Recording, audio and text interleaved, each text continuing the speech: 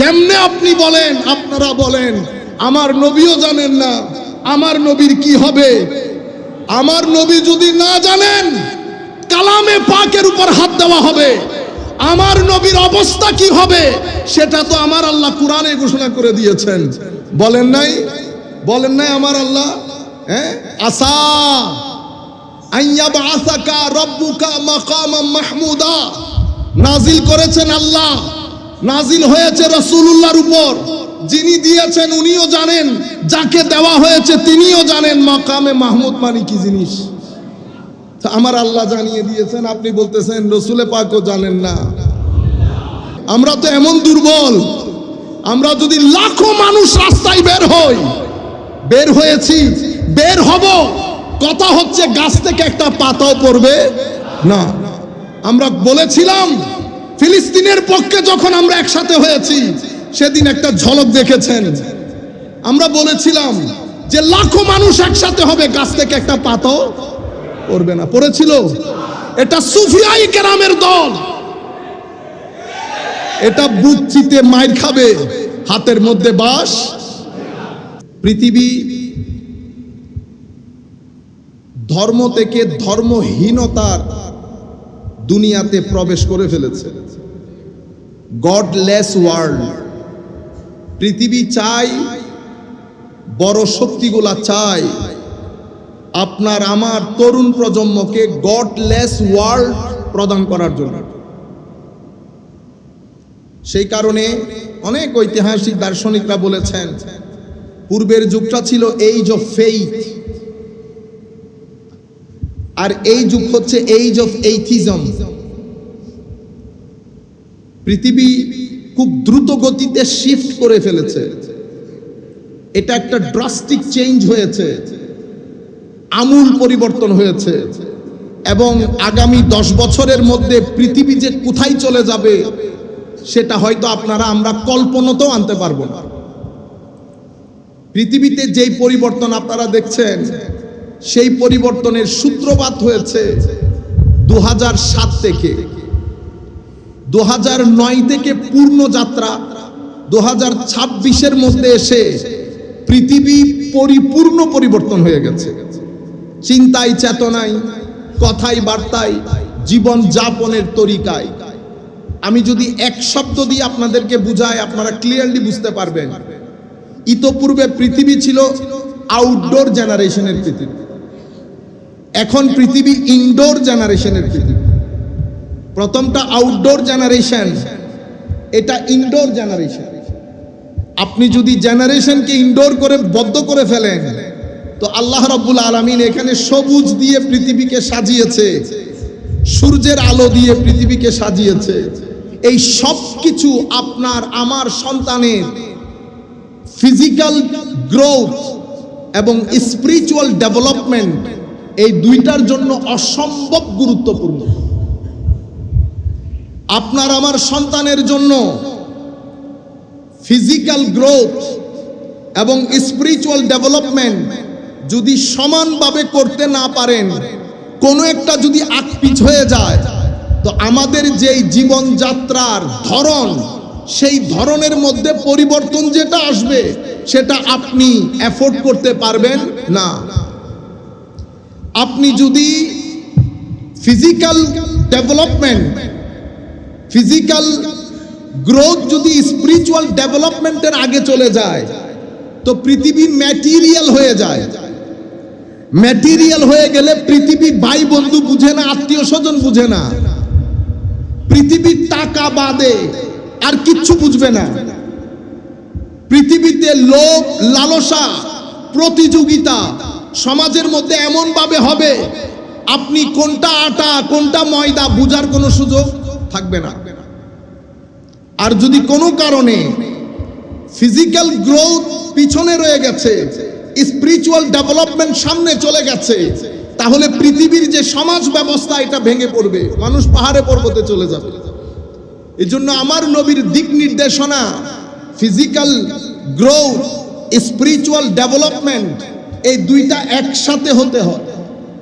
দুইটা যদি একসাথে হয়, পারিবারিকভাবে, সামাজিকভাবে, রাষ্ট্রীয়ভাবে, আপনি একটা সুন্দর পৃথিবীর ভিতরে ঢুকতে পারবেন, পরবর্তী প্রজন্মকে ঢুকাতে পারবেন। এটার ভিতরে যদি ইফস এন্ড বাটস হয়ে যায়, তাইলে পৃথিবীর মধ্যে যে বিগাড় হবে সেটা আমি আপনি মিলে অ্যাফোর্ড করতে পারবো না। সম্মানিত উপস্থিতি, তাইলে আমরা একেবারে এই যে ফেইথ, ইমানের জমানা থেকে গডলেস ওয়ার্ল্ড, এই পৃথিবীতে আমরা ঢুকছি। গডলেস ওয়ার্ল্ড করার জন্য এই পৃথিবীকে 4 জায়গা থেকে আমাদের উপর কাজ করা হয়েছে। যেমন art and culture. Art and কালচারের মাধ্যমে আগামী 5 বছরে আপনাদের ঘরের টিভি নাটকের মধ্যে যে অশ্লীলতা আপনারা দেখতে যাচ্ছেন, সেই অশ্লীলতা আপনার নামাজের, ইমানের যে যৌক শৌক, সেটার গুড়া কর্তন করে পুরা গাছটাকে আপরুট করে দিবে। সেই কারণে কোরআনে পাকের মধ্যে আল্লাহ স্পষ্ট ভাষায় বলেছেন, মুমিন, তোমাদের সমাজে যেন কোনোভাবে অশ্লীলতা প্রসারিত না হয়। লা তাশিউল ফাহিশা, কোনোভাবে এই সমাজকে অশ্লীল হতে দিবে না। সেই কারণে, সেটার কারণে আমার নবী 2টি ব্যবস্থা দিয়েছেন। পুরুষ মানুষদেরকে বলেছেন দৃষ্টিকে অবনত রাখতে, মেয়েদেরকে বলেছেন তাদের প্রাইভেট পার্টগুলোকে মডেস্ট ওয়েতে কভার করতে, যেটাকে আমরা পর্দা বলি। আপনি যদি পর্দা করে বুঝাতে চান, ওয়েস্টার্ন কান্ট্রিকে বুঝাইতে পারবেন না, ইস্টার্ন কান্ট্রিকে বুঝাইতে পারবেন, তরুণ প্রজন্মকে বুঝাতে পারবেন না। সম্মানিত উপস্থিতি, এর পরবর্তীতে জ্ঞান বিজ্ঞান চর্চার মধ্যে দিনটাকে এভাবে বের করে আনা হবে, মানুষ বিজ্ঞানকে চর্চা করবে কোরআনের মতো করে। এটাকে গডলেস করার জন্য, রিলিজিয়াস লেস করার জন্য যা মন চায় ওয়েস্টার্ন ওয়ার্ল্ড সে আন্দাজে করেছেন।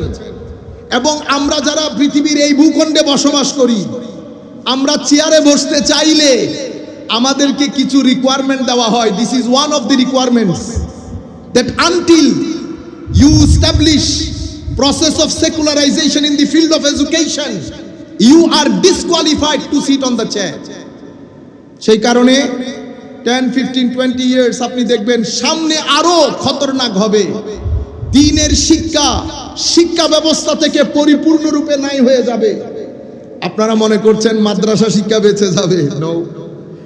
আপনি যেই কোনো একজন আলেমকে জিজ্ঞেস করেন, হুজুর মাদ্রাসা শিক্ষা গত 10 বছর এবং তার আগে সময়কালের মধ্যে কোনো পার্থক্য হয়েছে কিনা? পার্থক্য কতটুকু হয়েছে জানেন? 0 করে দেওয়া হয়েছে। এভাবে মাদ্রাসা থেকে, ইসলামিক এডুকেশন স্কুল থেকে না, মাদ্রাসা থেকে তুলে দেওয়া হচ্ছে। কারণ পৃথিবী গডলেস ওয়ার্ল্ডের দিকে যাচ্ছে। 2 নাম্বার 3, আপনি আমার নবী সাল্লাল্লাহু আলাইহি ওয়াসাল্লাম মক্কায়ে মুআজ্জামা থেকে যখন মদিনায়ে মুনাওয়ারায় যায়, ইসলাম এক্সিস্টেন্সিয়াল মুড থেকে কনভেনশনাল মুডে আসে। অতঃপর আমার নবী মিসাকে মদিনা রচনা করেন, বদরের যুদ্ধ সংগঠিত হয়, আমার নবীর সাহাবায়ে কেরাম আজিম এক জয় পেয়ে যায়।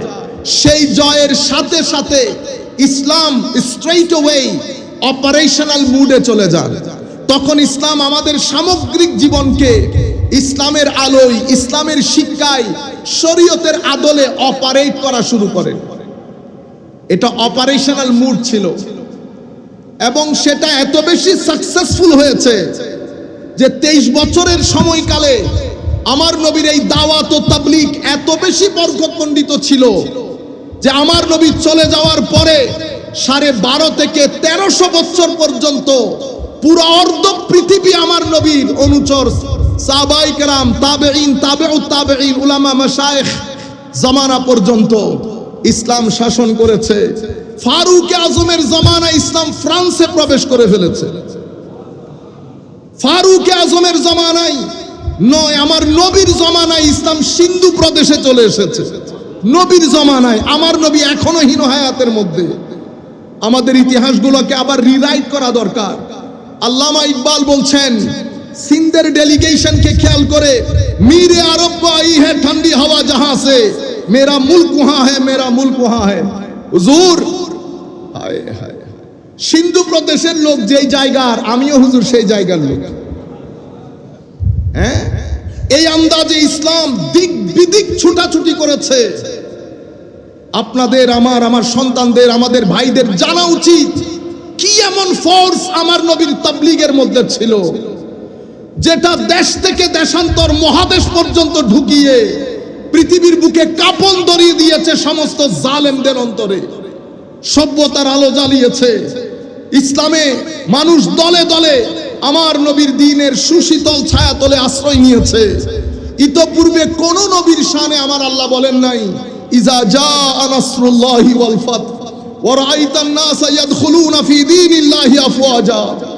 হুজুর, মন খারাপ করবেন না, কথা দিলাম তো, ইন্না আতাইনা কাল কাউসার, ইন্না আতাইনা কাল কাউসার ওয়াদ-দুহা ওয়াল-লাইলি ইজা সাজা থেকে যদি শুরু করেন, আমার আল্লাহ যখন কোরআনকে শেষ করছেন, শেষ করার আগে আমার নবীকে বলছেন ফাইনাল স্টেটমেন্ট, ইয়া রাসূলুল্লাহ, আমি আপনাকে বলে দিচ্ছি আপনার আখিরাতের মাকাম ও মারতাবা, ইন্না আতাইনা কাল কাউসার ফাসাল্লি লিরাব্বিকা ওয়ানহার।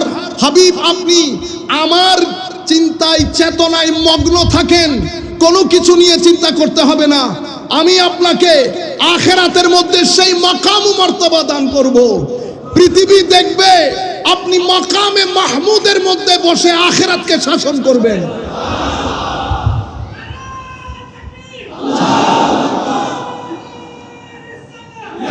আপনি আখিরাতে বসে মাকামে মাহমুদের মধ্যে আপনি আখিরাত শাসন করবেন।